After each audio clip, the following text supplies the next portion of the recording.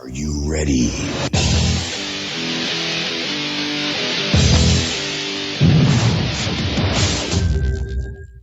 All right. Little delayed reaction there. Just kind of I gotta hit the button and I was like waiting for it to go. So it just took a little bit. But anyway, hello everybody. This is the Parishscope. This is the podcast that acts as an arm of the newsletter for St. John Sam Prairie. I am Pastor Chris Sansom. And I am Casey Duremus, the Creative Worship Director at Our Savior Lutheran in Washington. All right. So it's been a couple weeks. Yeah. It has, and lots of stuff going on. You know, it's always funny, like to me, that like it's like I always feel like I'm perpetually in this, like if I can just get over with this, it'll calm down. And you know, and it's like, and there's always something coming up. Like even now we're getting into the summer months, so things are starting to calm down. But now I'm feeling like, oh man, we're gonna miss this week because of vacation. We're gonna miss this week because of whatever. And so it's like, we're gonna have we're still not going to be consistent. Just life. I tell you, just life. So anyway, I'm not doing a news story per se today. And so what I want to do instead is I actually want to start with some convention stuff. So Convention update. With your source for the latest news and announcements from the 2026 Lutheran Church Missouri Synod National Convention taking place this July. That's not where I was. Stay connected, stay informed. There's our little intro there. So convention update. We need to talk about this. So I think I told you a couple weeks ago that I was going to kind of maybe run through the gamut of presidential candidates. Yes. And so for those of you that don't know, like years and years ago, and I can't remember exactly when, we separated the presidential election for our synod from the convention. And some part of that had to do with ease of access and the ability of electronic voting. And the other part of it had to do with the election of the president was taking up a lot of the extra time in terms of the convention. And at times it became a heated thing.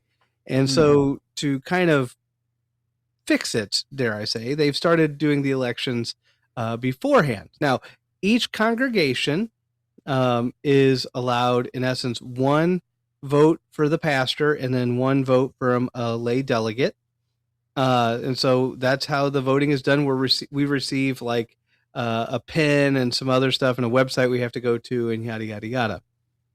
So what I wanted to do is I wanted to at least talk to you guys all about, I guess, the candidates that we have and who they are.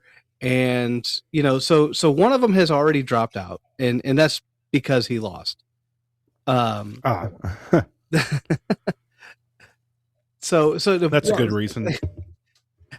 Yeah. He didn't have a choice, is what it basically comes down to. So according to our bylaws, basically we have to have 5 candidates, and whoever receives the most nominations gets placed into all of this. And so basically that's kind of where it is. And you end up with 5 names on the roster. And out of those 5 names, you vote for them, and then one of them at the end of it, basically, whoever either somebody runs away with it. In order to run away with it, you have to have at least 50% of the vote. You have to have a majority to win.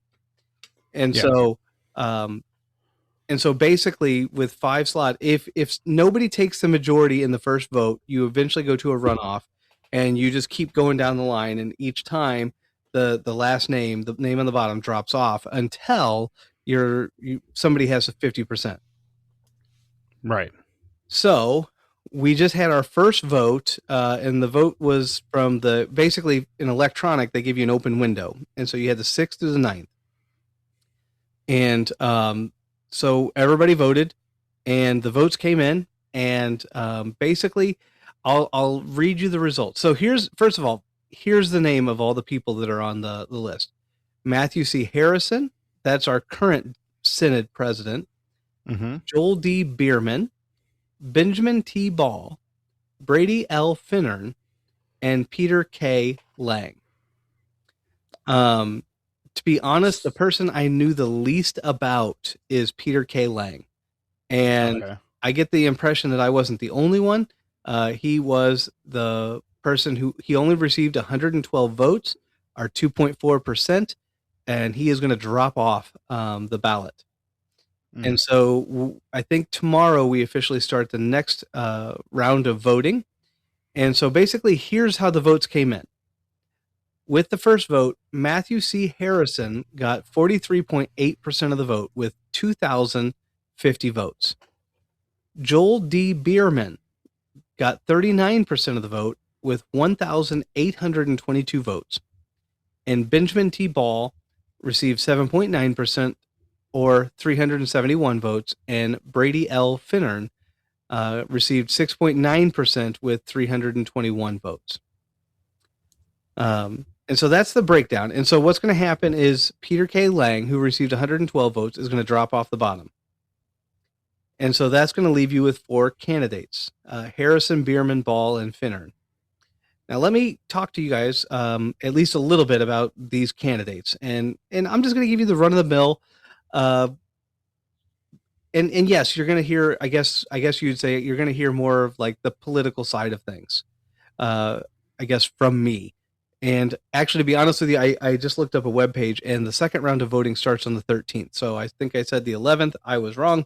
Looks like it starts on the 13th. So get your opinions in. Anyway, Matthew C. Harrison is our Reverend Dr. President Harrison is our current Senate president. He has been our president for some time. So he's done, and to be fair, he's done a pretty good job. When he was first elected, he was considered the really conservative guy, and a lot of people were, I think, scared of that, and they thought he was going to be way too conservative and way too kind of, dare I say, right wing, and so just so we're good on terminology, the right wing. So we don't have like a Republican and Democrat, like we just don't. Right. It comes down to our views of theology, and the views of theology basically get separated into, and look, this is the terminology that everybody uses. I'm not going to say it's right, but for whatever reason, this is the terminology they use. The right, the very conservative branch, is typically called the confessionals. And the group that tends to be more liberal are usually called the missionals. I've never heard those terms used like that. That's interesting. Yeah. So here's kind of why you get these terms kind of messed up with this, and kind of into this. The confessionals are those that really want to adhere to our confessions, which again, there's honestly, like from the outstand, like there's nothing wrong with that. Like there's nothing wrong with wanting to adhere to our confessions. In fact, we are kind of told that we have to adhere to our confessions. The only problem is that they have a tendency to believe in a lot of order, and they want to kind of clamp down, and they don't want to see a lot of dare I say, movement in theology that can be perceived in any capacity as loosening the grip of anything. And so it ends up being a very, very conservative group. And the more, quote unquote, confessional you are, the more you want to kind of clamp down on all that. And so, like, the very extreme, right wing, so to speak, confessional group would be the kind that say, there's only a couple different types of services that you can do. There's no such thing as a praise band. We have to order things in exact ways and in exact times, and and so on and so forth. And like, so the very conservative branch of our governing body. There's some good points to that, and there's some bad points to that, because again, you want to have, you want to adhere to your confessional documents. The other extreme is called the missionals. Now, the missional movement, or the missional group, they're kind of like, we need to grow the church. There's a problem. The church is shrinking. We need to grow the church. If we have to bend a little bit, let's bend a little bit as long as we can do it for the gospel. Let's grow the church. Mm-hmm. And, and again, depending on how far you're willing to bend is basically how extreme you are. Yeah. Because you go too far in that direction, you're willing to get rid of almost everything as long as it, quote unquote, grows the church. But then you got to ask, exactly what church are we growing? Yes, very true. And so it's like, on the outset, like being missional, there's nothing wrong with that. And any confessional guy that's truly confessional will say, you can't be confessional and not be missional. Like that is to say, you can't say I adhere to the confessions of the church, but then I don't want to spread the gospel. That's silliness. Yeah. In the same way, most missionals would say you can't be missional if you don't have you can't grow a church if you don't know what that church is, i.e. you need confessional documents. So so both sides of the aisle are going to agree to the same thing. It's just to depend on how far in one direction you go or the other. Yes. Okay. So that's kind of where it goes, but just the nicknames everybody calls each other. So there you go. So Matt Harrison, Dr. Matt Harrison is probably what we would call center right, but he's probably a little bit more right than that.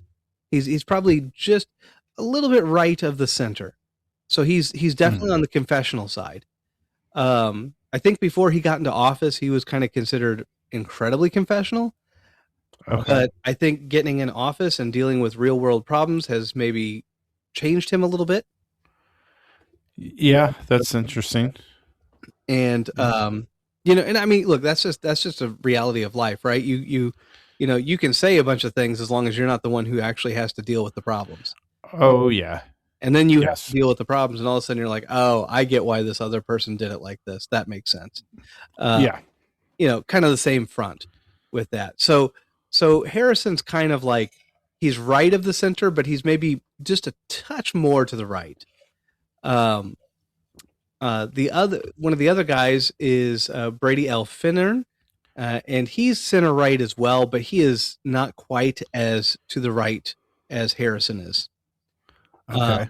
He's also the Minnesota North district president. So he's already the president of a district. He's also I think he's the youngest guy in the ballot. I could be wrong. I don't know. Benjamin Ball might be younger. But they're, yeah. Finnern is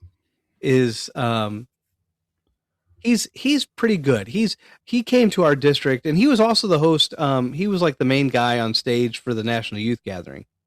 Oh, gotcha. So he's kind of a little bit known, but more known among the younger audience. Gotcha. And while he's known among the younger audience, he certainly has a pretty good knowledge. He was our speaker for our district convention, and so he did a pretty decent job of kind of preaching and teaching on the confessions. And so he's got a pretty good background. If I'm really honest, he was the one I voted for. I knew he didn't have a chance at winning, but I still wanted to vote for him. So I did. So anyway. And as the young generation would say, that's very brave of you to say out loud. Yeah, right. But so anyway, so that's kind of your Brady L. Finnern. The next guy on the list is Benjamin Ball. Benjamin Ball has a long history in our synod as well. He's been around. He's edited some stuff. He is kind of the more extreme right. So he would be the more extreme confessional here. Gotcha. Even more than Harris? Yes. Oh, wow. Okay. Now, don't get me wrong. I'm sure him and Harrison could get along really well. But Benjamin Ball is definitely the more conservative. Gotcha. And he's even written some papers and documents that kind of reveal that. But I think some people would still say he's center right, but I would argue he's actually even more right than that. He's your more extreme right kind of thing. Yeah. And even that, like, to be completely fair, even he's not extreme. Yeah, I get what you mean. You know what I mean? Like, he's nowhere near what I would call the extreme right. He's just more right than anybody else on this panel. Right. Yeah. They make him look super right. Yeah. Gotcha. Yeah. All right. So I already mentioned that I don't know Peter Lang, and so I can't really say a lot about him. I read his biography, and all these guys, they give you like these little biographies, and like question. They're like, well, what do you think about Lutherans and Lutheranism and stuff like that? And it's like, his answers were really good, but I didn't really get a good feel for him at all. Yeah. So I just can't answer where he's at. Whereas most of these guys I know, if not personally, I at the very least know they exist and I know who they are. You know, as even Benjamin Ball has edited some works and stuff, even for like CPH, I think at times. So the next one on our list is, and this one's the next big name. So Matt Harrison got 43.8% of the vote. This guy got 39% of the vote, and that is Joel D. Bierman. Now Joel Bierman is, well, he was my systematics prof. Oh. So he was and is currently a professor at Concordia Seminary in St. Louis. And he's a very high energy guy. He is a very grounded individual. I mean, you have to be PhD in that level. And basically be teaching all the future pastors. He's typically considered to be more center missional, if that makes any sense. Like center left, I guess would say. But even that's kind of a misnomer because he's really not what I would call left. But he is willing to listen to research, to do all that kind of stuff. He's actually quite a brilliant person. Again, I guess I have more of a connection with him than any of the others, partially because he was my professor. Right. And so I know him on a fairly personal level. So anyway, and for that reason, like because he's influenced so many of these other pastors, I'm sure that's at least part of the reason he's getting the vote that he's getting. So the real question is, so Bierman's like a high energy guy. He's high energy all the time. And he talks fast, he is fast, he thinks fast. He's quite brilliant. He's very well grounded in the confessions and the confessional documents. Again, teacher of systematic theology at Concordia Seminary. So that gives you a general feel for him. Now the question is what's going to happen next? And there's a couple different predictions. My guess is that we will not be having any more runoffs. I could be wrong. Basically, after the second round, June 13th to the 16th, if we do not have somebody who has 50% or more, we'll have yet another runoff, and the bottom name drops off. So far, Peter K. Lang's the only one name that dropped off. Right. My guess is that if Benjamin Ball has 7.9%, all of those people are going to abandon Benjamin Ball and vote for Harrison. Yeah, probably. And that's more than likely. That would be my guess as far as what is going to happen. Even if everybody that voted for Finnern goes to Bierman, that's still only 6.9%. That's still not enough to get him over the top. And even if everybody that voted for Lang voted for Bierman, that's still not enough. And I can't imagine a single person that voted for Benjamin Ball voting for Bierman. Yeah. So that's kind of where that's at. So very interesting. Now there's a chance though. Like if, for instance, all the Finnern and all the Lang people go over to Bierman, and even a few of the Benjamin Ball people go over to Bierman, even if the rest were to go over to Harrison, it wouldn't be enough. So, I mean, again, it's still going to end up being, I think, a pretty tight race. But by the look of it, I just don't see a way forward. I just don't see how we don't end up with Harrison again, looking at these numbers.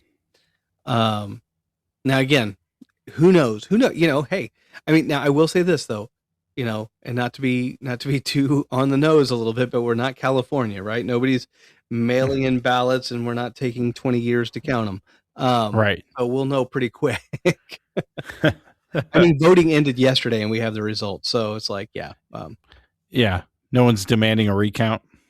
yeah, nobody's demanding a recount. Now, there's another possibility as well, and that is that not everybody voted this time around. Because again, the voting ended last night at 11:59. So this is just people that voted. So maybe we get more people to vote the second round. And if that's the case, maybe, just maybe, there's a chance that more people come in and vote, and they vote for Bierman, and Bierman gets it. But assuming we don't get more voters, I just don't see a way forward per se for Bierman.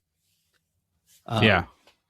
But I will say this is the first real competition that Harrison has had probably since he's been elected.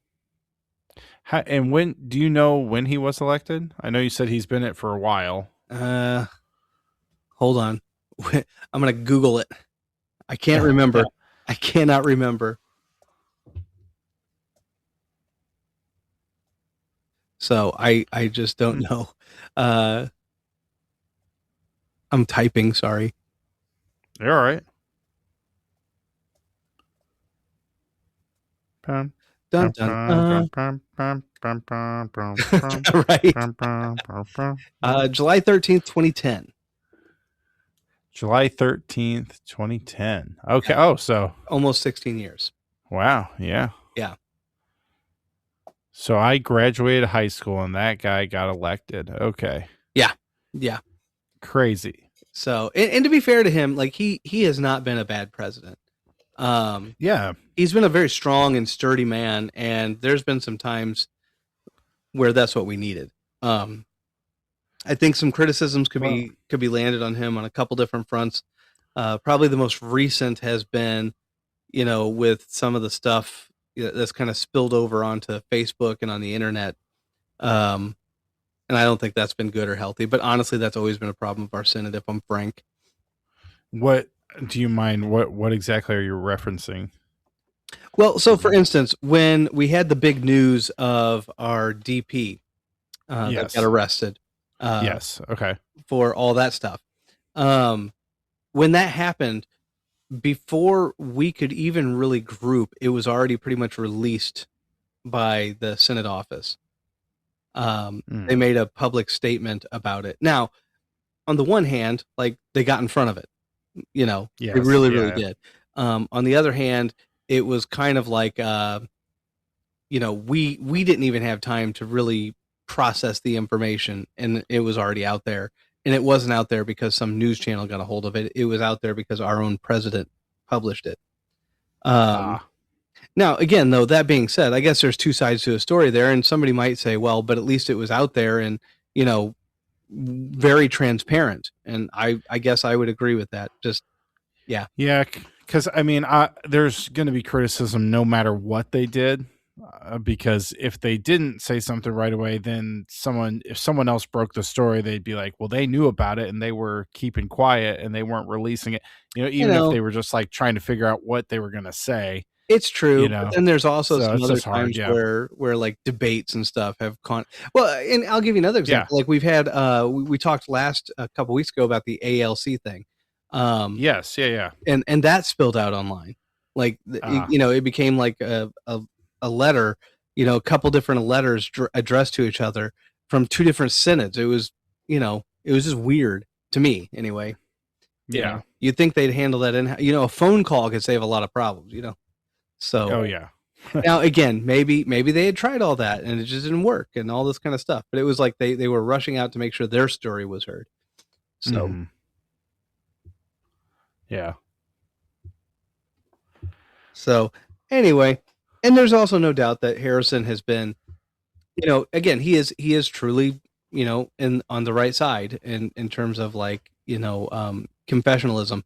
And there have been some times where, he has defaulted on that. And again, he's kind of learned as he's gone.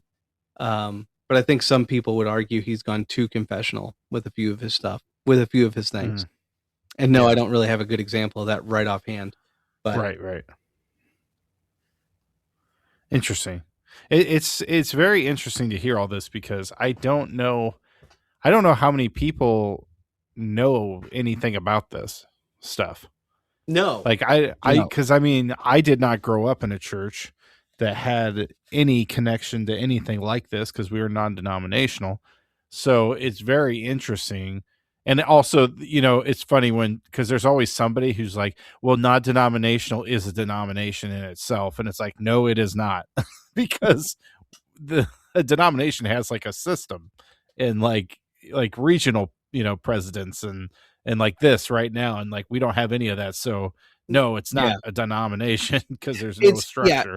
It's weird because like on the one hand, I get what they're saying because they're saying that you have an adherence to a set of doctrines, and you do.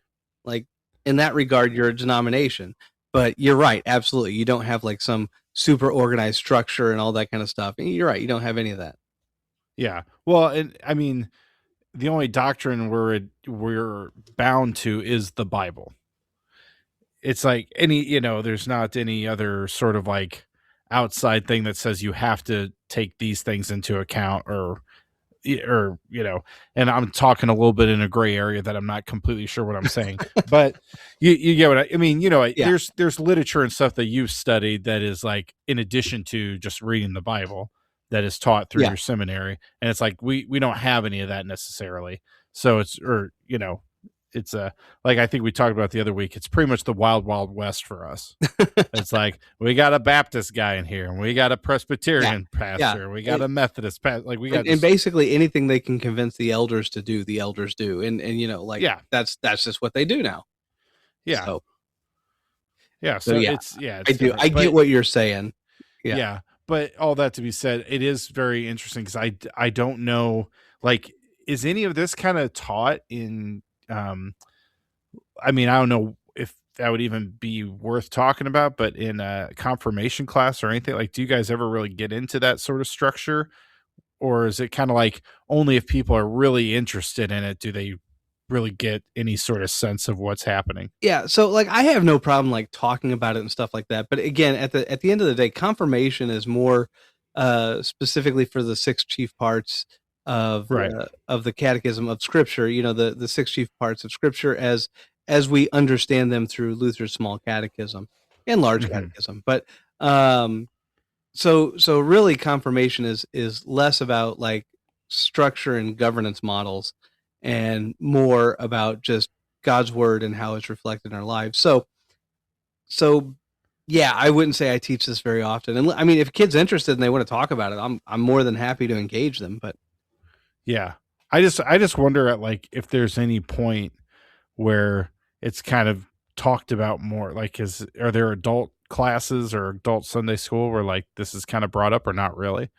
Well, I mean, like there's been times where I'll bring it up in in Bible class or something, and then it gets a little conversation. And usually there's a couple people.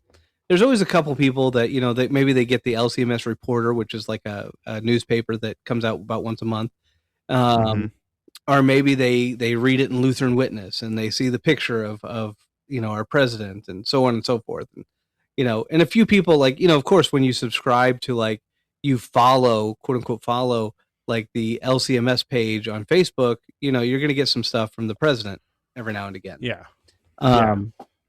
And so by and large, and then basically, enough pastors and enough other things. And, usually the closer we get to convention, the more worked up people get, and the more worked up, the more vocal they get. And so, so right now, and we've talked about this at least a little bit in the past, recently, like one of the people that's getting a little worked up is Zach Zender. And he's the guy that wrote all the Red Letter Challenge books. And we at St. John's, we use those books and they're great. Yeah. We like them. We like his messaging. We like a lot of the stuff that he does.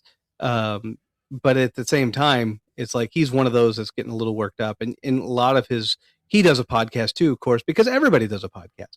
Of course. Who doesn't?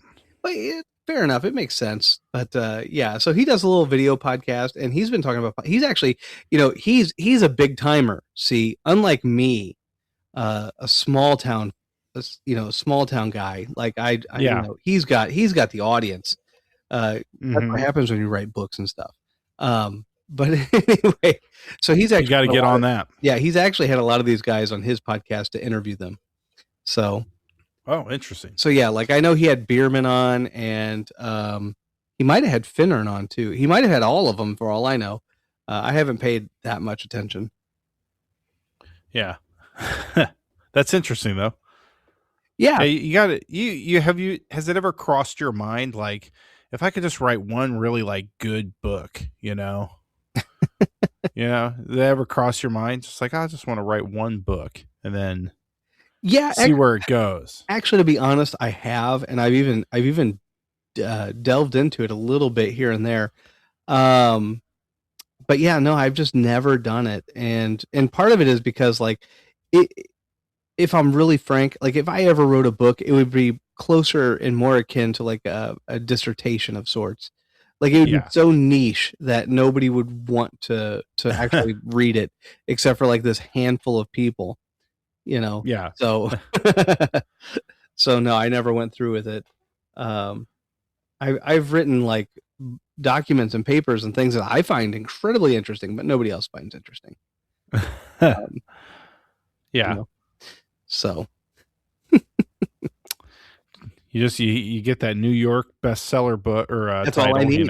That's all I need. Like, you're set, Yeah, pretty much set for life. I need to get on it. I'm going to get on it right now. It's going to be my next venture in life is to make books. That's right. That's right. It'll all be children's books. That's what. Hey, you know what? I have tried that before because I thought this is so easy, and then I've tried it. Man, it is a lot harder than I thought it would be. Yeah, I can believe that. I can. Oh man. So I don't know. Do we have time for a question? I think we're done with our convention update. Convention's not going to be held for basically another month.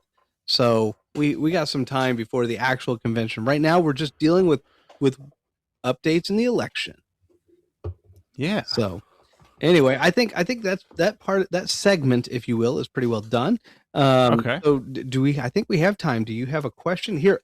Do you have a question? Okay, give me just a second. Let's open her up. It's time for No Stupid Questions, the segment where Casey gets to ask anything, and we mean anything about the church.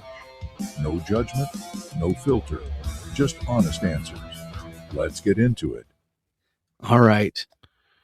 Okay. I don't know if this is going to become a two-parter, but this is the main thing. So we at Our Savior just have brought in our new pastor. All right. Very excited. Yeah. But I want to ask you, this is kind of I guess maybe more of a personal question, but as someone who has gone through being a new or not new as in like your first time ever doing it, but like new to a church, is there something what would be the biggest help to you that the church body can do? Is there anything you can think of that's like, I mean, maybe that's too broad of a question, but I'm just thinking, is there something that would really have helped you when you first got started? That's a really good and solid question. I don't necessarily know if there's a really good answer, and the few answers that I think I would have, I don't think necessarily apply. So for instance, so here's the deal. When you are a pastor and you move to a new church, you're the new guy. Like all the things that you take for granted, I don't know. Like, I don't know where everybody goes grocery shopping for the best deals. I don't know where to get my car worked on. Right. If my brakes get out, I don't know that, Billy Bob's over here is going to rip me off.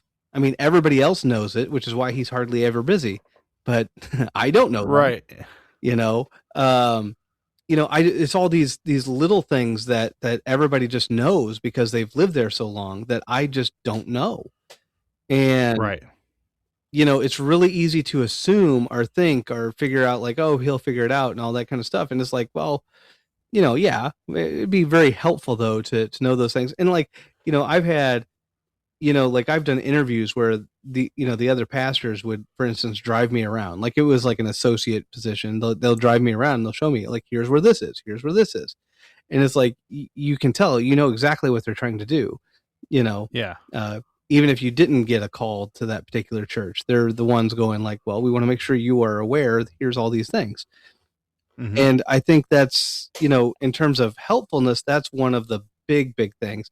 But I'm guessing that you're not looking for that because your guy is, kind of semi from around here anyway. Yeah, he actually is. Yeah, from around here. So, But that's a good thing to think about though. In general, is just that's something I wouldn't have really thought about. So yeah. Well, and again, that's just it. Nobody thinks about it because everybody's, hardly anybody. Everybody's been here for a long time. yeah, Or even on the other hand too, like, if you think about it, when a pastor first gets into a place, like, so if you go to work, you have a group of friends, Mhm. you find people, you hang out with people, and, from a church standpoint, you got to be a little bit more cautious because there are some people, and, this is the joke is, and everybody just cool your jets. It's a joke. They'll flat out tell you, like, the joke is whoever comes help you move stuff off the truck, that's the ones you're going to watch out for, because the joke is they're just trying to get it in good with you so that, so that way they can manipulate the church or whatever. And, right. I mean, I've been in jobs before where the first person to really like kind of be nice to me was kind of the person that is like everybody sort of rolls their eyes at. Yeah. So I get what you mean. I can kind of understand that, but yeah, I get it. You're right. You're joking, and like to a degree. Well, you have to be joking because, like, I think about, I guess, I've been in St. Mark's and Wausau, and I've been at St. John's here. And in both cases, I can remember some of the people that helped me move stuff off the truck, and they're good people. Like, Right. so I don't want to necessarily say, say this is, is it a good piece of advice to look out for people that are going to try to manipulate you? Yeah. But again, that's just it. Like when you're in church, you're kind of in this awkward, like, politic almost.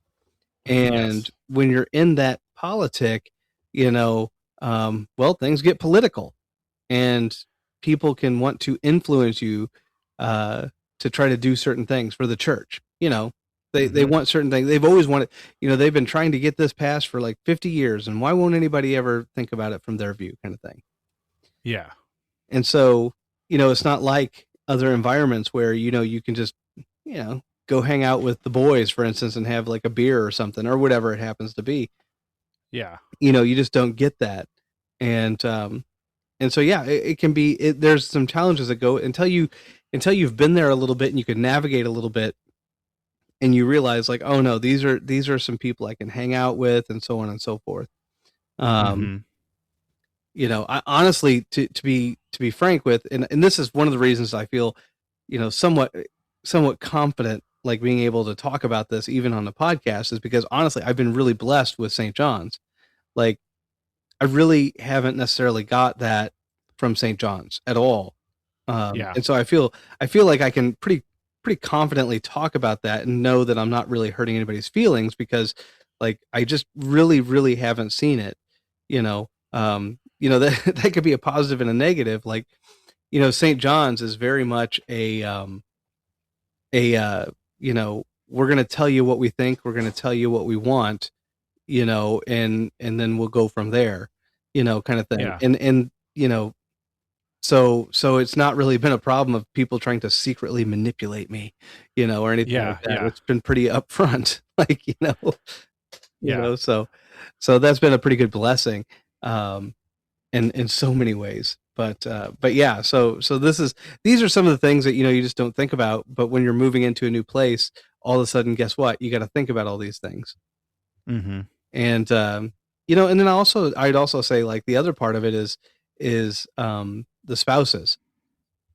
It's really hard, especially from the standpoint of the spouse, because here they're coming along and it's almost like instant recognition with their husbands, who is the pastor, and they get kind of, again, because remember, I mean, again, imagine what it's like to just move to a new area and not know anybody. Yeah. And then also be a little hesitant to just jump out and be friends with people, because it can be kind of scary at times. Yeah. And I so can understand. it's like it can be a very lonely thing. It can be a very Mhm. lonely thing. Yeah. Well, it's good to have that perspective and think about it, because it's I mean, we had a pastor who was talking about one of our retired pastors who have been helping us out. He told a story about his first year, his very first like Christmas at his first church. And he was like, I think he was single, he wasn't married yet. Yeah. And was like was too far away from home to go visit, or to go home Yeah. and see family. And he's like, and had all these people say like, have a good Christmas, pastor, and Yeah. walk off, like, And then he goes and home. he's just like, yeah, and he's like, and I just went home and sat in the parsonage and sat there by myself for the whole day. Yeah. So, and it's like, yeah, it's true. Yeah. Yeah. And I People mean, don't always depending think on about where it. you live and where you're from, like, you're not going to go home. Like, Yeah. Yeah, 'cause especially if you're doing a service on Christmas. well, Like, yeah. exactly. Or Christmas Eve, even if you do Yeah. Christmas Eve, you're going to stay up till 11 midnight, Mhm. and so you're not going to go anywhere. Right.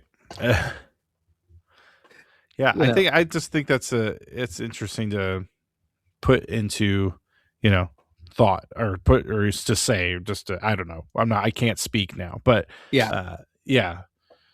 And I don't know. Yeah, I just think, I don't know if I brought this up on the podcast before, but I was talking to somebody this week, because I've heard a few people, like in our situation, I've heard a few people say kind of the like, oh man, I'm so glad now we have a pastor, because I need a break.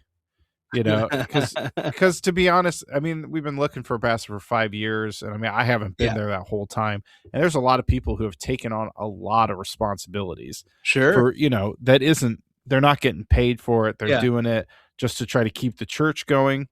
And I think about this because there was I used to listen to drum podcasts all the time when I was driving for a job, and there was something called the Guitar Center Drum Off, which was around for probably about 10 years or whatever. And if you won this drum off, you basically were given, you could pick any company, and they were going to give you like anything you wanted. Like if like you pick a cymbal company, you can pick any cymbals you want. You can pick 30 cymbals and they're going to send you all of them, because like Guitar Center is going to pay for it. Sure. And then you kind of get this like sponsorship from this company who says like, this guy plays our stuff. Like, it's like every drummer's kind of quote unquote dream. Yeah.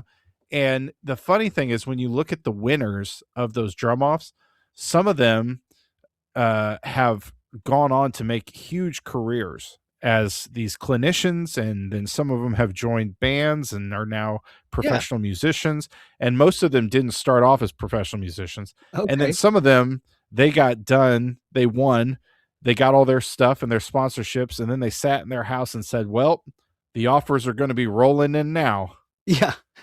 And nothing happened. Yeah. Yeah. And so that's I've been thinking about that a lot, because I'm like, I totally get people who are relieved, but I'm also, there's a part of me that's like, no, this is when the work starts. Yeah. Like, I know you've had to keep this place afloat for, 5 years, but now now we got the pastor, now you got to start working, so it's just funny, because some people are like, well, finally I don't have to help out with VBS this year. And it's like, oh no, you all need to help out. Like, actually everybody should be helping out with VBS this year. Yeah. It's like, so it's kind of, like, I think about that too, where it's just, I don't want people to think like, well, now I don't have to help out with the church anymore, because now we have a pastor. And so I was thinking about that too, but I like what you brought up, because that's true, is, there's a lot of little things that we take for granted, Yeah. So, well, and again, I kind of knew when you asked that question, I know you were asking it more from the standpoint of a church worker and all that, but But again, I think, the way you worded the question was very well done, but it was also like, this is the stuff that everybody forgets. Yeah. Nobody ever forgets to work with me in terms of service planning. Yeah. Nobody ever forgets, but like I remember when I first got here, here I am driving this, it was an LHS. It was a Chrysler LHS. I loved that car. But it was $5,000 at a used car sale lot. Like, and it was falling apart. And I was over there trying to work on it. And I was like, if this thing breaks, I don't know where to take it. And I was like, I don't, and I remember I forget who I was even talking to, but I said, if this keeps going, I think I'm going to take it to this one place. And the guy looked at me and he's just like, no, don't take it there. He's like, they always screw you over. It's like, oh, I didn't know, and it's just like, but that's just it. Like, that's the things like nobody realizes. And it's like, if your transmission goes out, if this goes out, if this goes, and again, once you ask the question, a lot of people are willing to step forward and help and let you know, but they don't know what you don't know. Right. Again, you got a little bit of a different situation because the guy that you have, and you have to correct, I forget his name. Well, this is the hard part because his first name is Chris. Oh, okay. So Walters is the last name. Okay, so, yeah, Pastor Chris Walters. Okay, yeah. But he's more or less from Peoria area anyway. Yeah, he's originally from the town right next door to us. So yeah, he's probably pretty. I would say he's probably pretty familiar with Washington. I would think. Yeah. So I'd say so. Yeah. But anyway, so he's probably not going to have some of those same struggles, as a lot of people have, a lot of pastors have.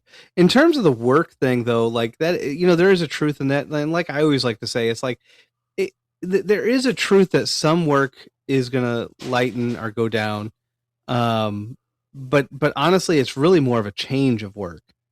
You're right. You don't have to plan the services anymore. You're good. Like, you don't have to line up preachers anymore. You're good.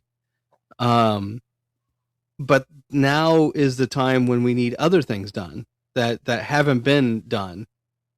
And we're going to need a lot of those hands and feet and brains.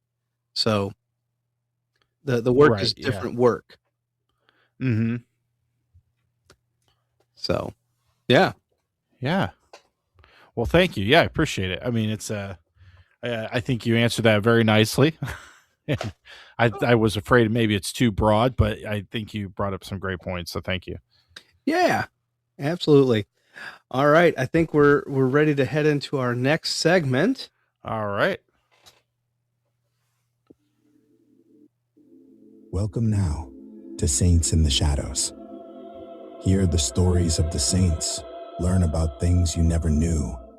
See if you can figure out who the saint is before the end. All right. Some men lead. Some men follow. And then there are those rare few who actually begin by following and end by carrying something far greater than themselves.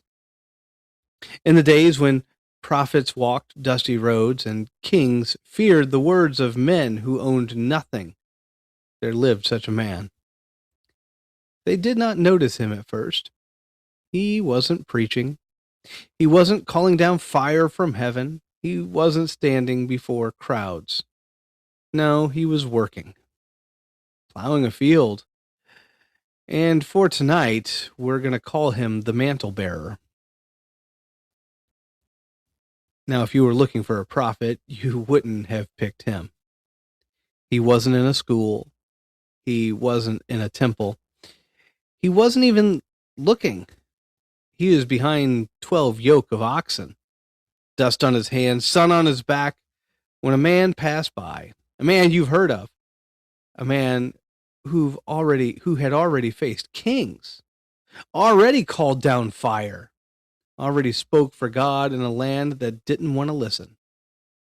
That man, of course, was Elijah. Elijah didn't give a speech. He didn't make an argument, didn't even explain. He simply took his cloak, his mantle, and threw it over the young man's shoulders. And then he kept walking. Now you might expect hesitation, questions. Where are we going? What does this mean? How long will this take? But the mantle bearer didn't ask any of that.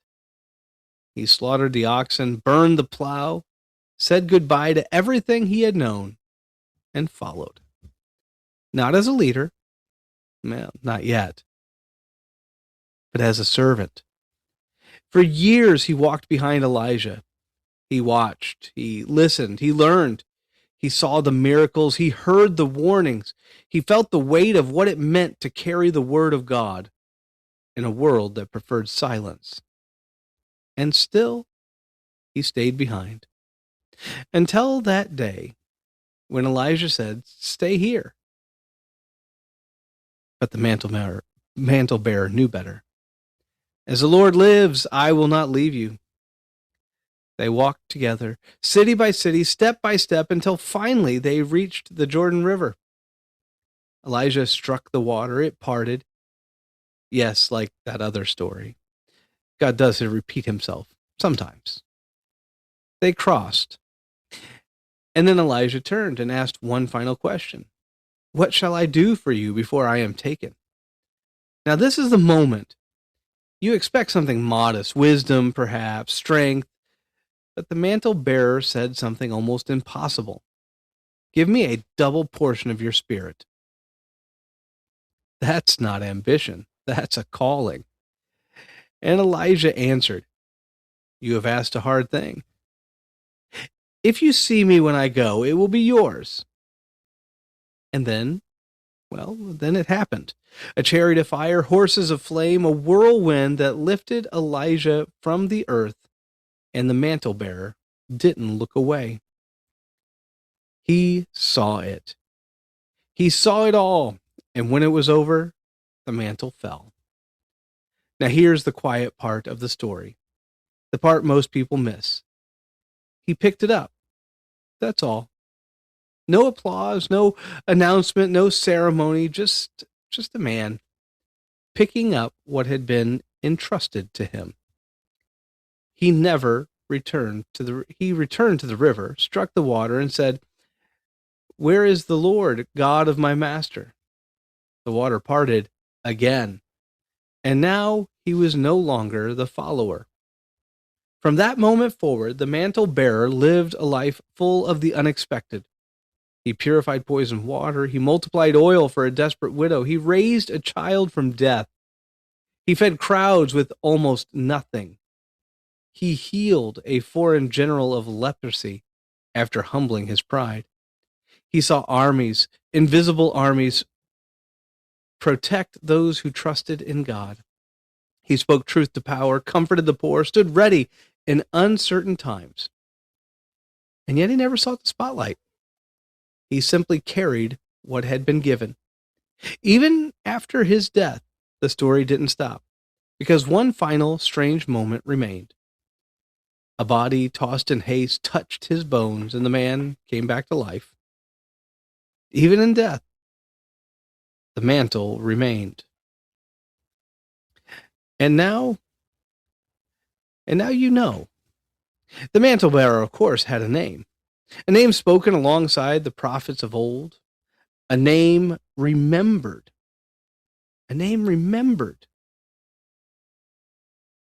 Whenever faith is passed from one generation to the next.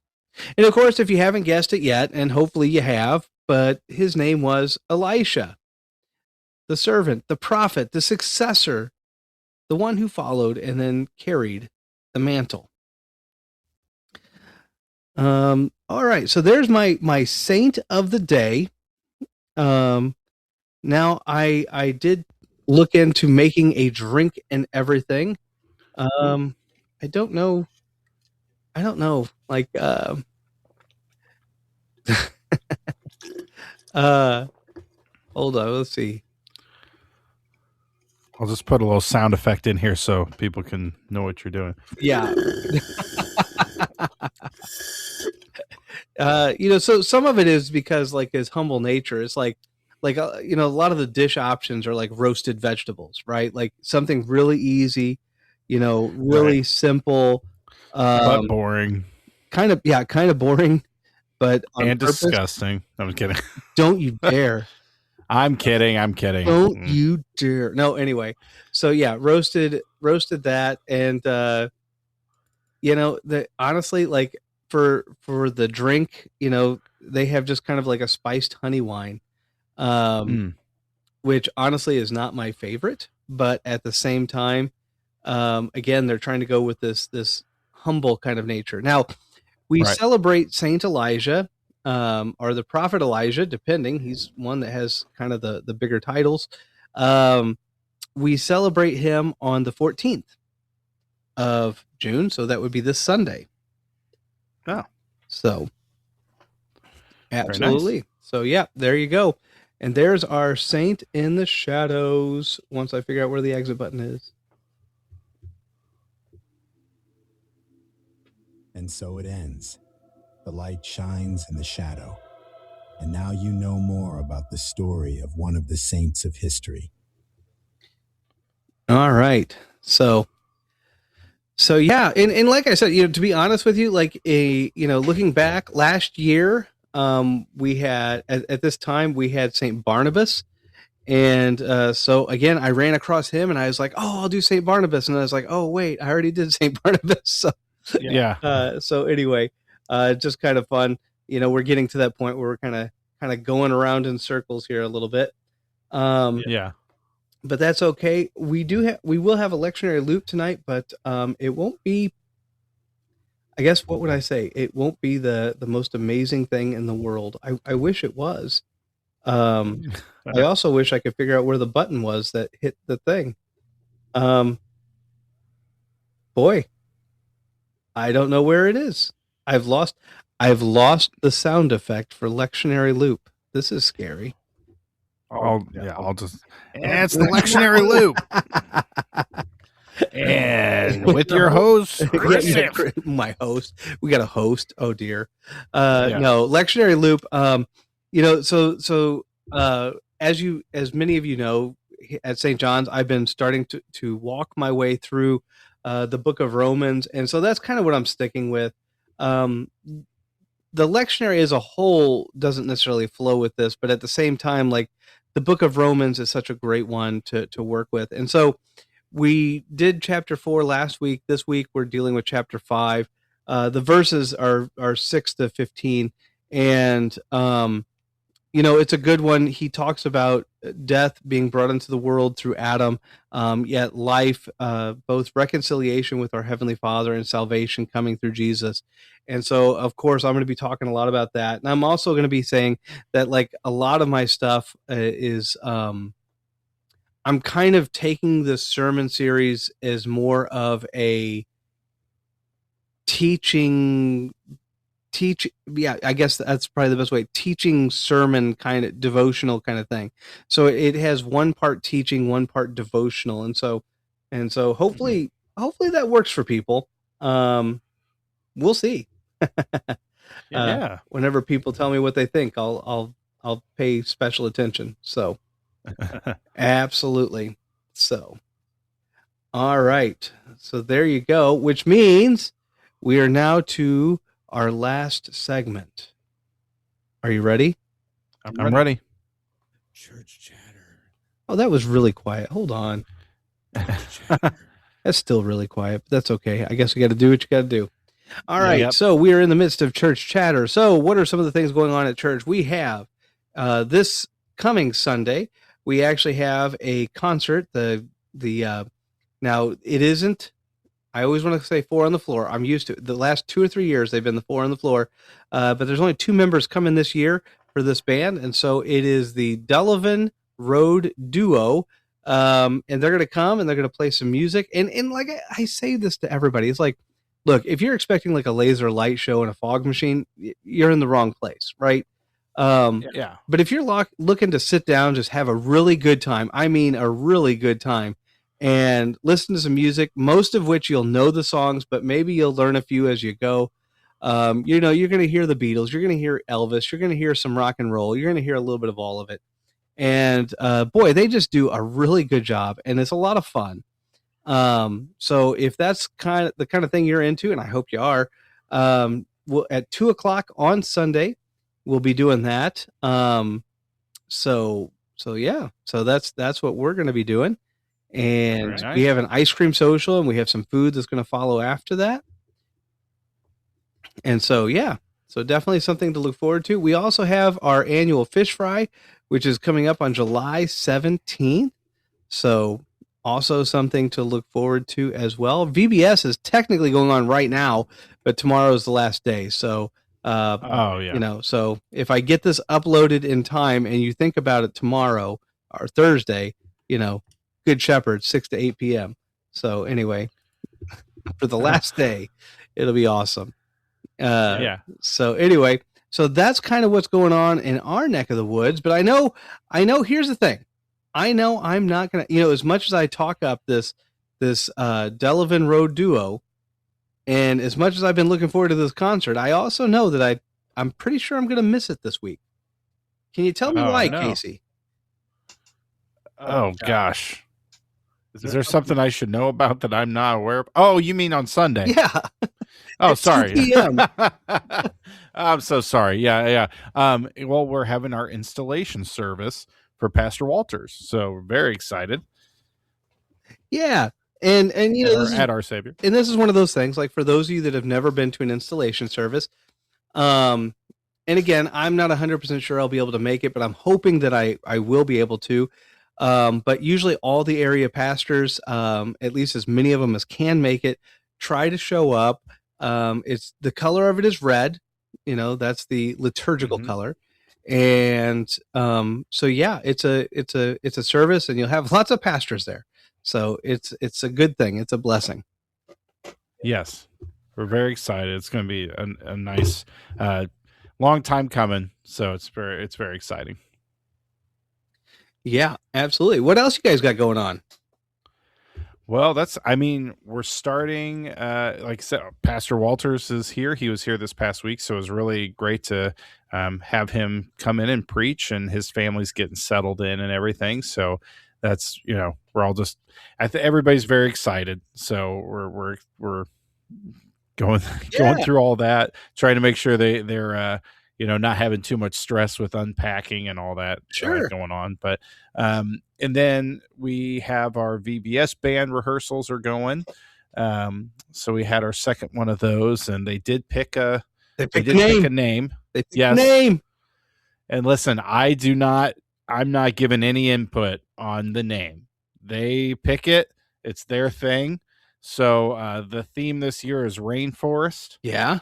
And they picked the problematic penguins in the jungle. Which, to be honest, they sent a logo, and it kind of looks like an angry penguin with like kind of a jungle background thing. Yeah. And it actually looks pretty cool. I'm like, that actually worked out pretty good, And the lady who the gal in the church she has 2 kids who are in the group, and she has a graphic design degree, so she designs like the logo for us. Yeah. And then we get shirts made up and everything. But she had some really cool designs of like gorillas with like headphones on and all these cool looking things. And then they picked the problematic penguins in the jungle. so she had to kind of pivot there, but it looks pretty cool. I'm pretty excited. All right. It's a fun one. And I got about 11 or 12 kids, I think, in the group. So it's a little bigger than last year. I think we might have more joining. So, oh, wow. It's a lot, but they have a lot of fun. They're very crazy. I had one of the parents said, "You're a saint for doing this." And I said, well, I only have to put up with it for an hour and a half, because they scream and holler and yell and run around and go crazy, and we have fun. But it's pretty quick for me. I'm not dealing with like an 8-hour work day of it, but but that's why we can have a lot of fun. Fair enough. Fair enough. Yeah. Oh, man. All right. Well, do you have anything else for tonight? No, that's it. All right. I know that's all I have as well. So good night, everybody. Thanks for paying attention. Thanks for listening. Bye. Bye.